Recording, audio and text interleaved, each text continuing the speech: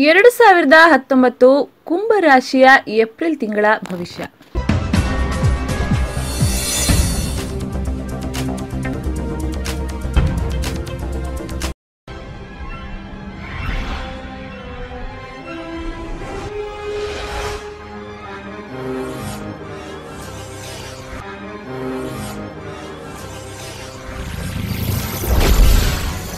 ಈ ಮಾಸ ಶತ್ರುಗಳು ಮಿತ್ರರಾಗಬಹುದು. ದುರ್ಜನರ ಸಹವಾಸದಿಂದ ಹಣ ವ್ಯಯವಾಗುವುದು. ನಿಮ್ಮ ಬುದ್ಧಿ ನಿಮ್ಮ ಕೈಯಲ್ಲಿರಲಿ. ವಿವಾಹಕ್ಕೆ ತಂಟೆ ತಕರಾರು ಬರಬಹುದು. ಪಾಪ ಕಾರ್ಯ ಮಾಡಲು ಮನಸ್ಸು ಪ್ರೇರೇಪಿಸುತ್ತದೆ. ಕೆಲಸ ಕಾರ್ಯಗಳಲ್ಲಿ ವಿಳಂಬದಿಂದಾಗಿ ದುಂದು ವೆಚ್ಚವಾಗುತ್ತದೆ. ಪರಸ್ತ್ರೀಯಿಂದ ಸಾಂಸಾರಿಕ ತೊಂದರೆ ಕಂಡುಬರುತ್ತದೆ. ಗೃಹಾಲಂಕಾರ ವಸ್ತುಗಳನ್ನು ಖರೀದಿಸುವಿರಿ. ಅನಾವಶ್ಯಕ ಕಲಹ ಮಾಡುವಿರಿ. ಪ್ರೇಮಿಗಳಿಗೆ ಅನುಕೂಲಕರ ಮಾಸ. ಕಾರ್ಯದಲ್ಲಿ ವಿಘ್ನ, ಆರ್ಥಿಕ ತೊಂದರೆ, ಅಧಿಕ ಪ್ರಯಾಣದಿಂದ ಅನಾರೋಗ್ಯ ಕಾಡಲಿದೆ. ಕೆಲವರಿಗೆ ಉದ್ಯೋಗದಲ್ಲಿ ಬಡ್ತಿ ಸಿಗಬಹುದು. ರಕ್ತ ಸಂಬಂಧ ಕಾಯಿಲೆ ಇರುವವರು ವೈದ್ಯರ ಹತ್ತಿರ ಚಿಕಿತ್ಸೆ ಪಡೆಯಿರಿ. ವಿದ್ಯಾರ್ಥಿಗಳಿಗೆ, ಬರಹಗಾರರಿಗೆ, ಮುದ್ರಕರಿಗೆ, ಪ್ರಕಾಶಕರಿಗೆ, ಪುಸ್ತಕ ವ್ಯಾಪಾರಿಗಳಿಗೆ ಉತ್ತಮ ಮಾಸ.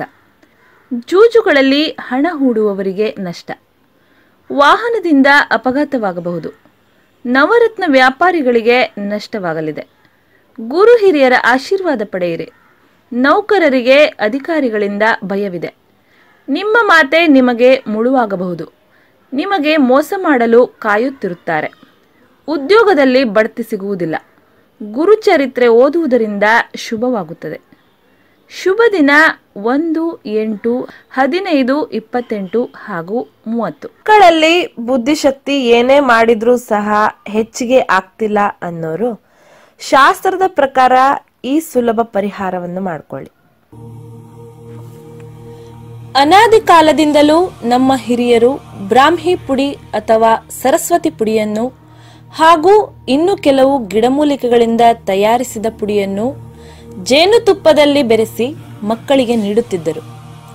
ಇದು ತುಂಬಾ ಪುರಾತನ ರಾಜಮನೆತನಗಳ ಪದ್ಧತಿಯಾಗಿದ್ದು, ಈ ರೀತಿ ಮಾಡುವುದರಿಂದ ಮಕ್ಕಳಲ್ಲಿ ಜ್ಞಾಪಕ ಶಕ್ತಿ ದಿನೇ ದಿನೇ ವೃದ್ಧಿಯಾಗುವುದರಲ್ಲಿ ಎರಡು ಮಾತಿಲ್ಲ. ಈ ರೀತಿಯ ಆಯುರ್ವೇದ ಔಷಧ ಬಳಸುವುದರಿಂದ ಬುದ್ಧಿ ಚುರುಕಾಗುತ್ತದೆ. ಶೀತ, ನೆಗಡಿ, ಕೆಮ್ಮು ಎಂದು ಕಾಡುವುದಿಲ್ಲ. ಮಕ್ಕಳಲ್ಲಿ ಹಸಿವೆಯನ್ನು ಹೆಚ್ಚಿಸುತ್ತದೆ. ದೇಹದಲ್ಲಿ ರಕ್ತ ಸಂಚಾರವನ್ನು ಸುಲಲಿತಗೊಳಿಸಿ ಮಕ್ಕಳಲ್ಲಿ ಇರುವ ಆಲಸ್ಯತನವನ್ನು ನಿವಾರಿಸುತ್ತದೆ. ಅಷ್ಟೇ ಅಲ್ಲದೆ ಕೆಲವು ಮಕ್ಕಳಿಗೆ ಇರುವ ಮಾತು ತೊದಲುವಿಕೆಯನ್ನು ತೆಗೆದುಹಾಕುತ್ತದೆ. ಜೇನುತುಪ್ಪದಲ್ಲಿ ಬೆರೆಸಿದ ಬ್ರಾಹ್ಮಿ ಪೌಡರ್ ಹಾಗೂ ಇನ್ನೂ ಇತರ ಗಿಡಮೂಲಿಕೆಗಳನ್ನು ಬೆರೆಸಿ ತಯಾರಿಸಿದ ಜೇನುತುಪ್ಪ ಬೇಕಾದಲ್ಲಿ ಈ ಕೆಳಗಿನ ನಂಬರನ್ನು ಸಂಪರ್ಕಿಸಿ.